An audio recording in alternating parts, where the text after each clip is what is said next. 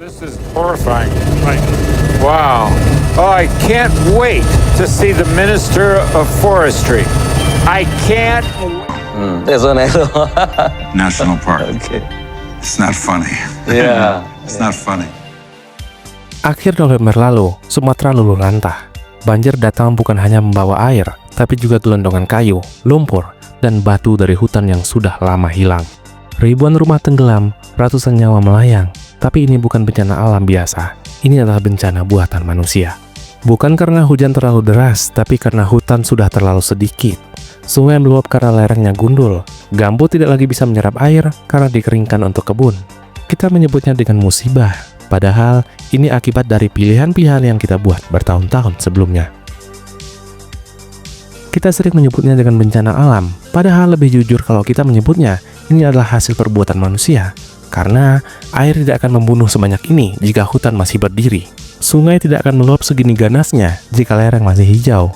Dan Sumatera tidak akan porak-poranda seperti sekarang jika alam dijaga dari awal. Lalu apa yang sebenarnya terjadi dengan Pulau Sumatera? Apakah hal ini akan terulang-ulang terjadi di tahun-tahun berikutnya? Dalam video kali ini, bersama Nasik Ratify, mari kita mendalami semuanya lebih dalam lagi. Tapi saya punya pandangan yang lain. Jadi misalnya tadi saya katakan bahwa penambangan itu pada dirinya sendiri tidak jahat. Ya. Ini yang saya...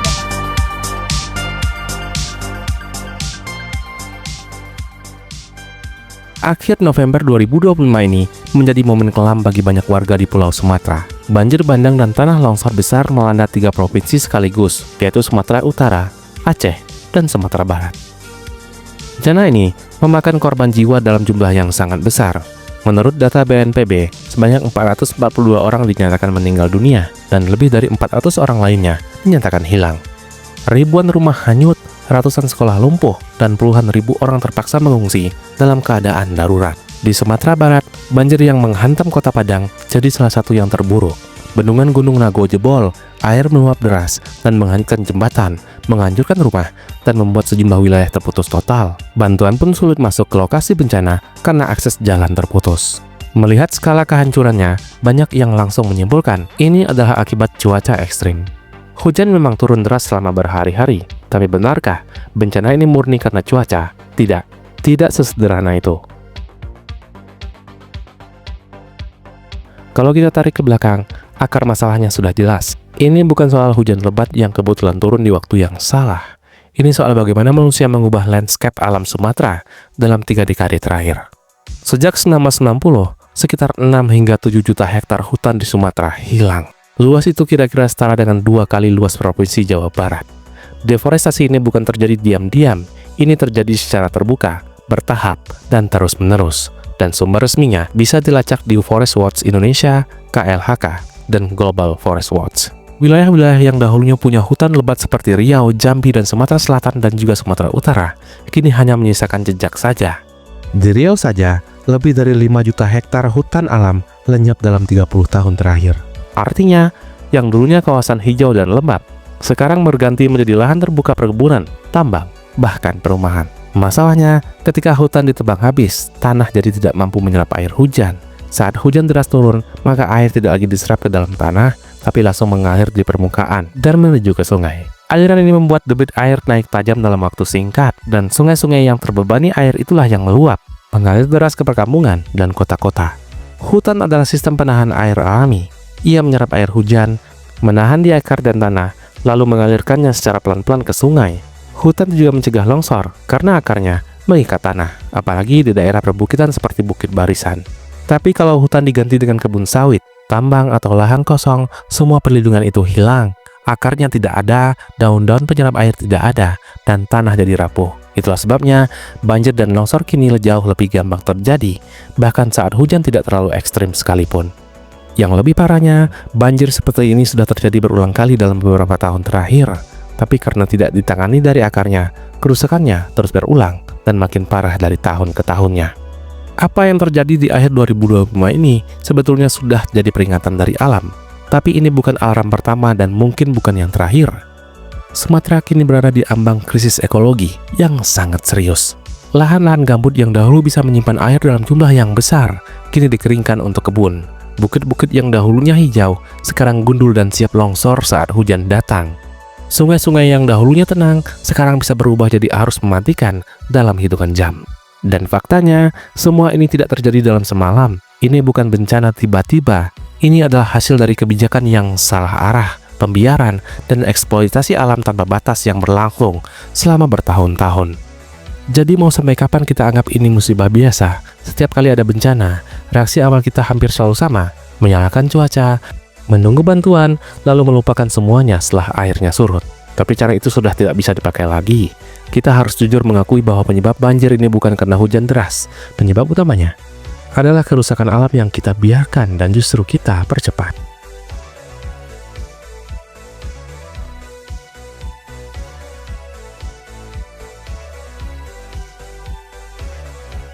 Di awal tahun 1990-an, hutan-hutan di Sumatera masih luas dan lebat.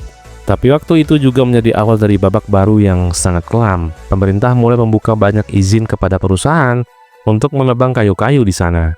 Izin ini dikenal sebagai HPH atau Hak Pengusahaan Hutan. Secara sederhana, ini adalah izin resmi untuk menebang pohon di wilayah tertentu. Sayangnya, begitu izin itu keluar, penebangan besar-besaran langsung terjadi. Perusahaan-perusahaan masuk ke dalam hutan, membangun jalan, dan menebang kayu tanpa jeda. Tidak semua kegiatan ini tercatat atau diawasi dengan baik. Banyak yang gagal, tapi tidak sedikit pula yang dilakukan diam-diam, tanpa izin. Kondisi ini membuat tutupan hutan Sumatera cepat menyusut. Contohnya di Riau, dalam waktu 10 tahun saja, sekitar 1,7 juta hektar hutan hilang. Itu setara dengan hampir 3 kali lipat luas Pulau Bali. Di Jambi dan Sumatera Selatan, lahan yang tadinya hutan alami juga mulai berubah menjadi kebun dan lahan pertanian. Masuk ke awal tahun 2000-an, kerusakan hutan makin terjadi. Kali ini bukan cuma soal penebangan, tapi soal penggantian fungsi hutan. Hutan yang sebelumnya alami ditebang lalu diganti dengan tanaman industri seperti sawit, akasia, dan eukaliptus. Tujuannya adalah untuk bahan baku minyak goreng, kertas, dan tisu. Luas lahan yang dikuasai perusahaan besar semakin meluas, bahkan mencapai lebih dari 5 juta hektar. Banyak dari mereka membuka lahan dengan cara membakar, praktis dan cepat, tapi sangat berbahaya. Akibatnya, titik-titik api bermunculan di mana-mana, udara mulai tercemar, dan tanah jadi semakin kering. Pada tahun 2006 hingga 2010, bisa dibilang menjadi yang paling parah. Jumlah hutan yang hilang 2 kali lebih besar dibanding 5 tahun sebelumnya. Riau menjadi provinsi dengan laju kehilangan hutan tercepat di Indonesia, bahkan salah satu yang tercepat di dunia. Banyak lahan gambut yaitu tanah basah yang menyimpan air dikeringkan untuk dijadikan kebun. Padahal tanah jenis ini sangat penting untuk menahan air dan mencegah banjir. Kalau dikeringkan, tanahnya jadi rapuh dan mudah terbakar. Itulah sebabnya kebakaran hutan sering terjadi di daerah ini. Tak hanya itu, pembangunan jalan di kawasan industri baru juga ikut memperparah keadaan. Akses ke daerah pedalaman terbuka lebar, dan itu memudahkan siapa saja untuk masuk dan membuka hutan lebih dalam. Pada tahun 2011, pemerintah mengeluarkan kebijakan moratorium. Artinya, izin baru untuk membuka hutan primer dan lahan gambut dihentikan sementara. Tujuannya jelas, untuk menghentikan kerusakan yang sudah terlalu parah. Tapi di lapangan, kebijakan ini tidak berjalan mulus. Masih banyak izin lama yang tetap berlaku, dan pengawasan di lapangan lemah. Hasilnya, kerusakan tetap terjadi meski sedikit lebih lambat. Lalu datanglah bencana yang besar, kebakaran hebat pada tahun 2015. Jutaan hektar hutan terbakar, udara di banyak kota dipenuhi asap pekat, dan bencana ini menjadi salah satu yang paling buruk dalam sejarah Indonesia, dan jelas memperparah kondisi hutan yang sudah kritis. Memasuki 2016, ada sedikit kabar baik, tingkat deforestasi nasional mulai menurun, tapi ini tidak berlaku di Sumatera. Di sini, kerusakan tetap jalan terus, meskipun tidak secepat sebelumnya. Penyebabnya adalah banyak perusahaan masih menjalankan izin lama. Selain itu, warga juga mulai membuka lahan kecil-kecilan untuk bertani atau menanam sawit sendiri. Dan aktivitas ini, kalau dilakukan serentak dan terus-menerus, tetap berbahaya bagi ekosistem kita.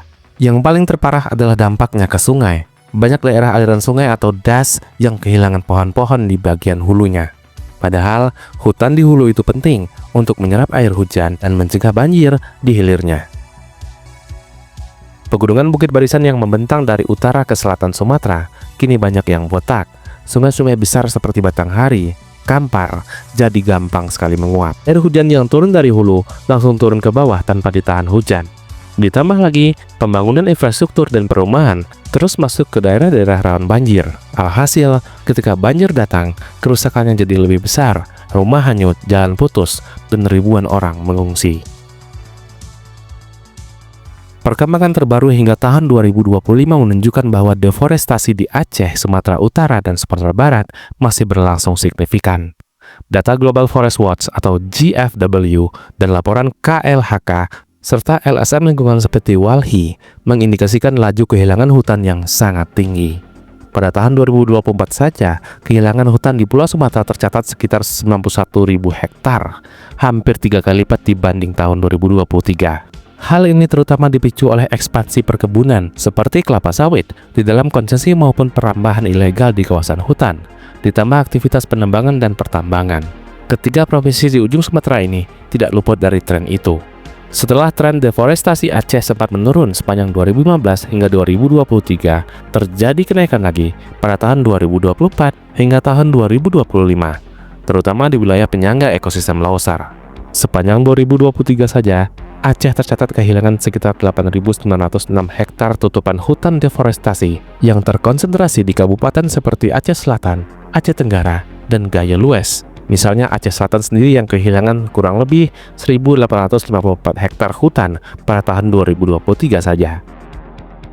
Memasuki tahun 2024 hingga pertengahan 2025, data GFW menunjukkan tambahan kehilangan hutan sekitar 13.000 hektar di Aceh, gabungan Free Cover Loss dan Forest Disturbance. Beragam faktor memicu hilangnya hutan tersebut. Salah satunya adalah perluasan perkebunan sawit ilegal yang mungkin merengsek ke hulu dan bahkan memasuki kawasan lindung Leuser. Selain itu, kebakaran hutan atau lahan skala kecil turut menyumbang deforestasi di Aceh. Kejadian karhutlah mencapai 3.090 hektar hingga Juli 2024 dan lebih tinggi dari tahun sebelumnya. Faktor lain yang kian mengemuka ialah penambangan emas ilegal yang sangat marak pasca 2024. Walhi Aceh melaporkan luas area tambang emas tanpa izin meningkat dari 6.805 hektar menjadi 8.107 hektar pada tahun 2024, yang merusak hutan lindung termasuk 1.882 hektar dalam kawasan Leuser. Secara keseluruhan, sejak 2001 hingga 2025, Provinsi Aceh diperkirakan telah kehilangan 435.000 hingga 440.000 hektar hutannya. Selanjutnya, deforestasi di Sumatera Utara selama 2023 hingga 2024 cenderung stabil tinggi dan tidak menunjukkan penurunan yang berarti.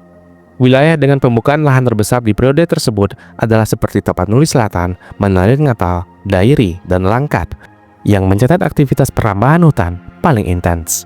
Pada tahun 2024 hingga awal 2025, laju deforestasi Sumatera Utara justru meningkat dengan tambahan sekitar 15.000 hektar kehilangan hutan, yang merupakan lonjakan terbesar pada awal tahun 2025. Beberapa faktor utama mendorong hilangnya hutan Sumatera Utara. Yang pertama, ekspansi perkebunan kelapa sawit dan budidaya jagung terus berlangsung di kabupaten seperti Mandiling Natal dan Padang Lawas, yang merubah hutan menjadi lahan produksi. Kemudian, pembangunan infrastruktur, jalan dan proyek energi di bentang alam Batang Toru turut membuka kawasan hutan pegunungan yang merupakan habitat orang hutan. Selanjutnya, ada proyek strategis seperti Jalan Trans Sumatera dan bendungan PLTA di sekitar Batang Toru telah memicu fragmentasi hutan di area tersebut. Di samping itu, pembalakan liar masih marak di hutan-hutan terpencil, misalnya di wilayah Humbang Hasandutan akibat lemahnya pengawasan. Dampak gabungan faktor-faktor ini membuat Sumatera Utara mengalami akumulasi deforestasi yang sangat besar. Dan total hutan yang hilang di Sumatera Utara sejak tahun 2001 diperkirakan mencapai 525.000 hingga 530.000 hektar hingga tahun 2025 ini. Terakhir, di Sumatera Barat juga mengalami peningkatan deforestasi pada tahun 2024 hingga tahun 2025.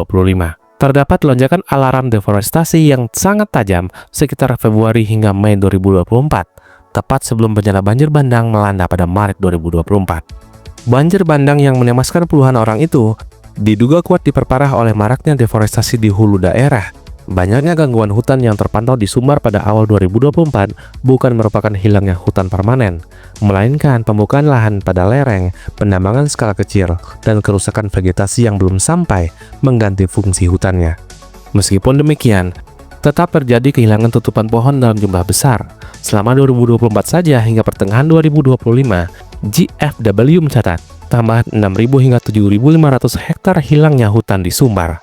Adapun faktor pemicu deforestasi Sumbar di periode ini antara lain adalah perluasan tambang emas ilegal di beberapa kabupaten, contohnya Agam, Solok Selatan, dan Pasaman Barat, serta penambahan untuk kebun sawit di hutan-hutan sekunder, misalnya di Damasraya. Walhi Sumbar mencatat, luas kumulatif area tambang ilegal di provinsi ini sekitar 7.662 hektar yang tersebar di 49 titik, dengan Solok Selatan menjadi salah satu daerah terdampak terbesar, hampir 3.000 hektar tambang emas liar di sana. Selain aktivitas manusia, bencana alam turut andil merusak hutan, misalnya rangkaian tanah longsor yang menyertai banjir bandang pada tahun 2024 yang mengakibatkan banyak area hutan sekunder itu gugur. Secara total, sejak tahun 2001 hingga 2025, Sumatera Barat diperkirakan telah kehilangan 195.000 hingga 200.000 hektar hutannya. Dalam konteks 3 provinsi ini, deforestasi terbaru dipicu oleh kombinasi tekanan aktivitas ilegal seperti pembalakan dan tambang tanpa izin, dan ekspansi industri kehutanan maupun perkebunan. Tren 2024 hingga 2025 tersebut menjadi peringatan bahwa upaya konservasi hutan di Aceh, Sumatera Utara, dan Sumbar masih harus diperkuat agar sisa tutupan hutan termasuk kawasan bernilai ekologi tinggi seperti Lausar dan bentang Bukit Barisan dapat terlindungi secara keberlanjutan. Kerusakan hutan di Sumatera ini bukanlah cerita baru, ini sudah dimulai sejak 30 tahun yang lalu. Tapi yang dahulu tampak biasa saja, sekarang berubah jadi bencana yang datang berulang-ulang. Semua ini terjadi bukan karena hujan yang terlalu deras, tapi karena hutan yang terlalu sedikit. Jika kita terus mengorbankan hutan hanya demi keuntungan jangka pendek, maka banjir, longsor, dan kebakaran akan menjadi langganan di masa depan. Dan bukan cuma masyarakat desa yang kena dampaknya, tapi juga kota, bisnis, dan generasi berikutnya. Kalau hutan sudah habis, kita tinggal menunggu giliran sawah yang gagal panen, giliran air yang menghilang, dan giliran banjir yang tidak lagi bisa ditahan.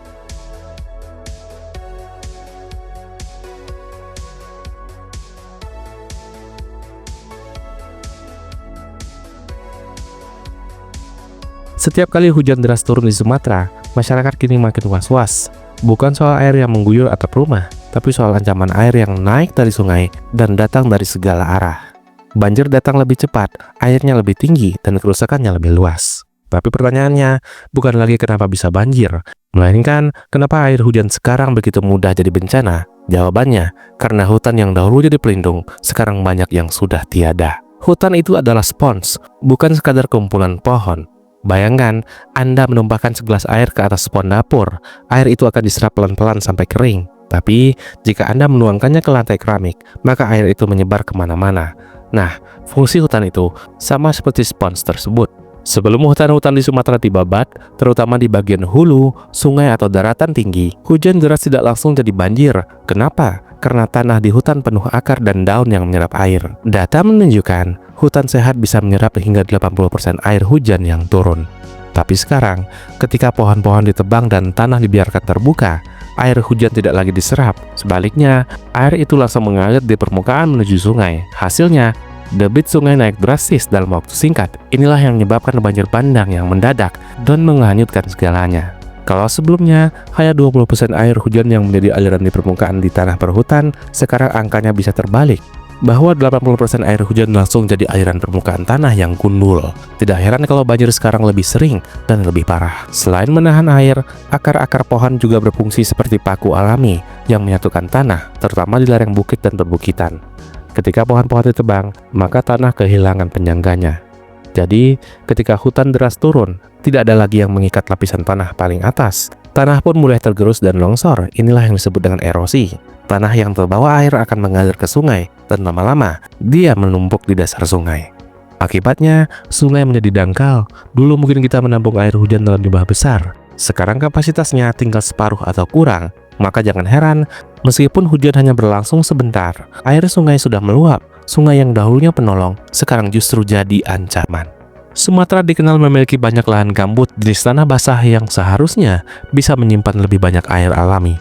Lahan gambut ini bisa menyimpan air 4 hingga 8 kali lebih banyak dari berat keringnya. Bayangkan betapa besarnya peran lahan ini dalam mengendalikan banjir dan menjaga kelembapan tanah di musim kemarau. Masalahnya, banyak lahan gambut di Sumatera telah dikeringkan untuk dijadikan kebun sawit atau perkebunan industri. Dan ketika kering, gambut kehilangan kemampuan menahan air, bahkan jadi tanah mati. Air tidak bisa masuk, malah memantul kembali.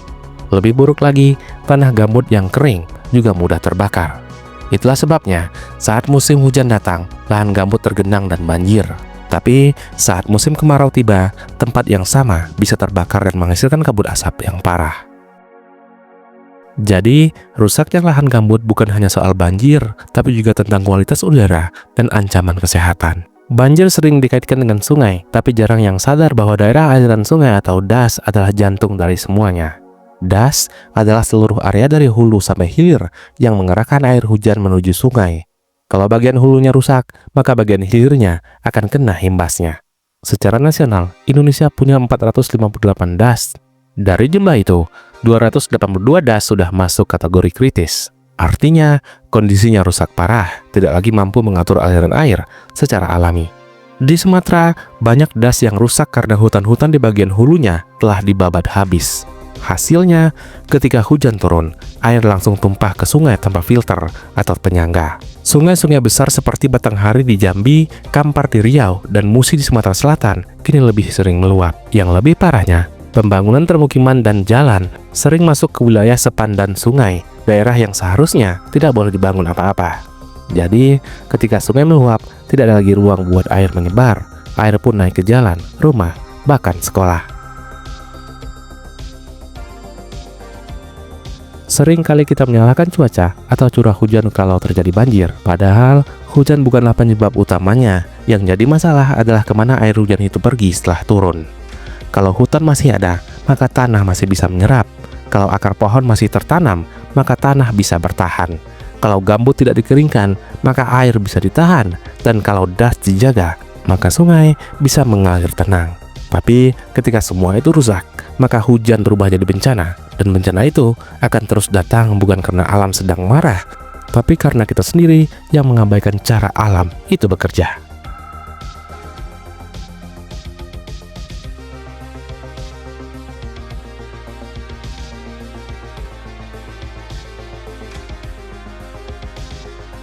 Bencana banjir bandang yang melanda Sumatera pada akhir 2025 ini menjadi alarm bagi semua pihak bahwa perlu tindakan cepat untuk memulihkan lingkungan.